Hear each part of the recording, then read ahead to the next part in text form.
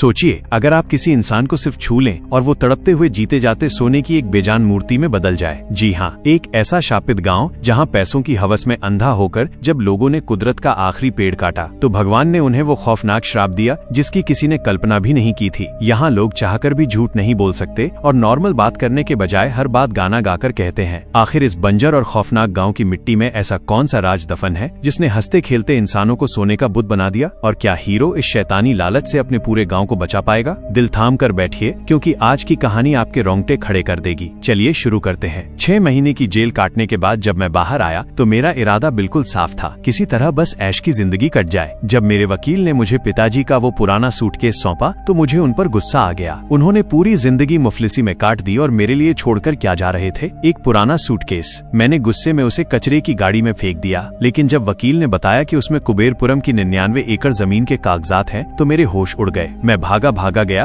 और कचरे के ढेर से सूटकेस वापस निकाल लाया। मैं रातों रात अमीर होने के सपने देखने लगा और तुरंत उस गांव के लिए निकल पड़ा। जब मैं कुबेरपुरम पहुंचा तो नजारा देखकर मेरा दिल बैठ गया। पूरा गांव बंजर, सूखा और धूल से भरा हुआ था। वहां मेरी मुलाकात वेंकट नाम के एक आदमी से हुई जो मुझे देखते ही अजीब तरह से खुश हो रहा था। मुझे क्या पता था कि वो और उसकी बॉस रेनू किसी नकली प्रताप को लाने की फिराक में थे और किस्मत से मैं असली वाला उनके हत्थे चढ़ गया। रास्ते में गाड़ी चलाते वक्त मैंने बोर होकर म्यूजिक सिस्टम ऑन कर दिया तो वेंकट ऐसे डरने लगा जैसे उसने भूत देख लिया हो। कार के पीछे बैठे एक शराबी ने मुझे गाते हुए बताया कि वेंकट को गानों से सख्त नफरत है। इसी अफरा तफरी में हमारी कार एक अजीब विशाल पेड़ से टकरा गई। उस पेड़ के खोखले तने में से एक लड़की गुस्से में लाल पीली होती बाहर निकली। उसका नाम गौरी था। वो अजीब ही दुनिया की थी। पेड़ को चोट लगने पर हमसे माफी मंगवाने पर अड़ गई। खैर, वेंकट की कार खराब हो चुकी थी तो उसने गौरी से मुझे कुबेर गोल्ड माइंस के ऑफिस छोड़ने को कहा। गौरी ने मुझे अपनी 2 व्हीलर पर उल्टा बैठने को कहा क्योंकि वो अजनबियों पर भरोसा नहीं करती थी। रास्ते में उसने मुझे एक बंद पड़ी पुरानी खदान दिखाई और चेतावनी दी कि वहाँ जो जाता है कभी लौटकर नहीं आता। खदान के ऑफिस पहुँचते ही मुझे समझ आया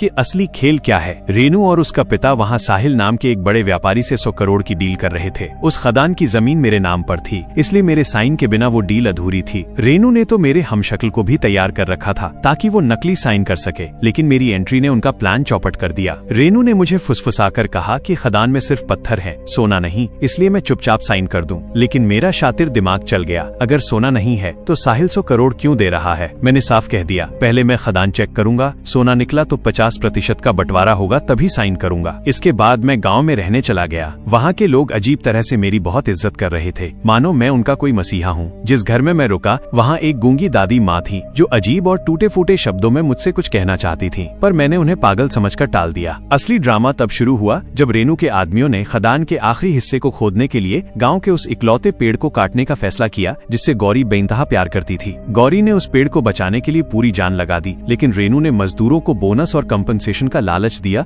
तो सारे गाँव वाले पीछे हट गए। यहाँ तक कि गौरी के पिता ने भी उसे एक थप्पड़ मारकर रास्ते से हटा दिया और मेरी आंखों के सामने उस पेड़ को काट दिया गया। गौरी बुरी तरह टूट गई और रोते हुए कुबेर भगवान के मंदिर की एक सुरंग में गिर गई, जहाँ उसने गुस्से में भगवान से गाँव वालों के खिलाफ 3 श्राप मांग लिए। अगली सुबह जब मैं उठा तो पूरा गांव एक बुरे सपने में बदल चुका था। लोग नॉर्मल बोलने के बजाय हर बात गाना गाकर कह रहे थे। यहाँ तक कि रेनू, साहिल और मैं भी गाकर ही बात कर पा रहे थे। गांव से बाहर निकलने का इकलौता पुल भी टूट चुका था। डॉक्टर ने इसे कोई वायरस बताया और दवाइयाँ बेचने लगा, जबकि पुजारी मन्नतें पूरी कराने के नाम पर पैसे ऐंठने लगा। लेकिन चौथे दिन स्थिति और भयानक हो गई। अब लोग गा तो रहे थे लेकिन चाहकर भी झूठ नहीं बोल पा रहे थे। मेरे मुंह से भी सच निकल गया कि मैं सिर्फ अपनी जमीन बेचने आया हूँ। रेनू के मुंह से निकला कि वो अपने पिता को मारना चाहती है और उसने मजदूरों से झूठा वादा किया था। मजदूर भड़क गए और उन्होंने काम बंद कर दिया। अब मैं फंस चुका था। अगर मजदूर काम नहीं करेंगे तो सोना नहीं निकलेगा और मेरी जमीन नहीं बिकेगी। तो मैंने एक चाल चली। मैंने रात में चुपके से मंदिर के पत्थरों पर लिख दिया कि भगवान को सोने का भोग चाहिए। मेरी इस तरकीब से मजदूर फिर से खदान में काम करने चले गए। कई दिनों तक सिर्फ पत्थर ही निकले। मैं उतावला हो रहा था, इसलिए मैंने अकेले सुरंग में जाकर डायनामाइट फिट कर दिया। बाहर एक मजदूर ने गलती से प्लग जोड़ दिया और अंदर एक जोरदार ब्लास्ट हुआ। किस्मत अच्छी थी कि मैं बच गया और धमाके की वजह से मेरे हाथ सोने का एक टुकड़ा लग गया। जब मैं वो टुकड़ा लेकर बाहर आया तो गांव वालों ने सोचा कि मैंने उनके लिए अपनी जान जोखिम में डाली है। उन्होंने मुझे अपना लीडर मान लिया। यहाँ तक कि गौरी भी मुझसे इम्प्रेस हो गई और मुझे अपनी बाइक पर सीधा बैठने की इजाजत दे दी। लेकिन मेरी ये खुशी ज्यादा देर नहीं टिकी। रेनू ने सबके सामने गौरी को बता दिया कि पेड़ काटने का आइडिया मेरा ही था। गौरी की आंखों में मेरे लिए प्यार पल भर में नफरत में बदल गया और उसने मुझे एक जोरदार थप्पड़ जड़ दिया। गौरी ने गुस्से में पूरे गांव को उस सुरंग और अपने 3 श्रापों के बारे में बता दिया। गांव वालों ने इस हालत के लिए मुझे जिम्मेदार किरदार ठहराया और मुझे जबरदस्ती उस सुरंग के अंदर भेज दिया। अंदर जाते ही एक रहस्यमयी दिव्य शक्ति ने मुझे झटके से बाहर फेंक दिया और मैं बेहोश हो गया। जब मुझे होश आया तो मैं उसी अजीब टूटी फूटी भाषा में बात कर रहा था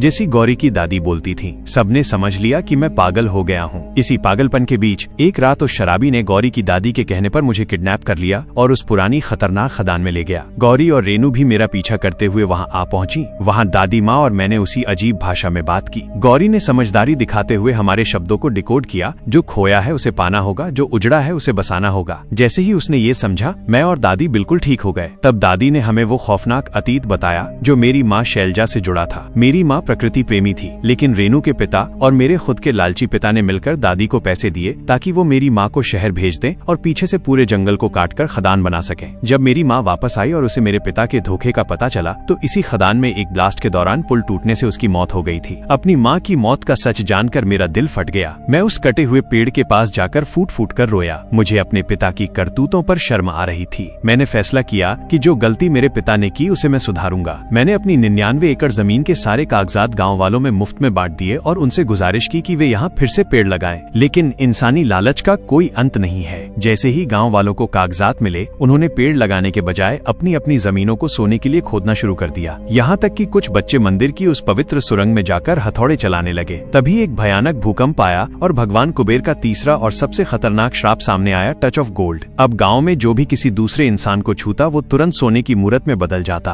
पूरे गाँव में हाहाकार मच गया। मैंने सबको चिल्लाकर कहा कि पुरानी खदान के रास्ते बाहर निकलने का एक रास्ता है, लेकिन कोई एक दूसरे को छुए नहीं। साहिल खदान से बाहर निकलकर सबसे पहले भागा और नॉर्मल हो गया, लेकिन अंदर गुफा में स्वाति, एक गर्भवती महिला, प्रसव पीड़ा से तड़प रही थी। उसे कोई छू नहीं सकता था। तभी ऊपर से भारी पत्थर स्वाति पर गिरने लगे। ये देखकर गांव के बच्चों और बड़ों के अंदर का लालच पल भर में खत्म हो गया। उन्होंने स्वाति की जान बचाने के लिए एक दूसरे का हाथ पकड़कर पत्थरों के आगे इंसानी ढाल बना ली। देखते ही देखते वे सब सोने में बदल गए, लेकिन उन्होंने स्वाति और उसके नवजात बच्चे को बचा लिया। इस निस्वार्थ बलिदान को देखकर भगवान कुबेर का गुस्सा शांत हो गया। पूरे गांव ने सच्चे मन से अपना लालच त्यागने की प्रार्थना की और तभी सालों बाद उस बंजर धरती पर बारिश की बूंदें गिरी। उस जादुई बारिश के छूते ही जो लोग सोने के बन चुके थे वे फिर से जिंदा हो गए। स्वाति का बच्चा रोने लगा, लोगों की आवाजें नॉर्मल हो गईं और सारे श्राप खत्म हो गए। रेनू और उसके पिता को भी उनके लालच का सबक मिल चुका था। आज 2 साल बीत चुके हैं। मेरी माँ का सपना पूरा हो चुका है। ये गाँव अब चारों तरफ से हरा भरा और बेहद खूबसूरत है। आज ही एक बड़ा बिजनेसमैन विजय देवरकोंडा अपनी शानदार कार से यहाँ आया। उसने हमसे पूछा कि क्या इस गांव में सोना है। हमने मुस्कुराकर कहा, हाँ हमें पता है। लेकिन जैसे ही उसने अनजाने में एक छोटे से पौधे को अपने पैर से कुचला, प्रकृति ने उसे अपना जलवा दिखा दिया। वो बिजनेसमैन और उसके साथी बिना रुके पागलों की तरह नाचने लगे। वो समझ गए कि इस गाँव के पर्यावरण से छेड़छाड़ करने का अंजाम क्या हो सकता है और वे तुरंत वहाँ से भाग खड़े हुए। मैंने आखिरकार अपनी माँ की उजड़ी हुई दुनिया को फिर से बसा दिया था और अब ये हरियाली ही हमारा सबसे बड़ा सोना है।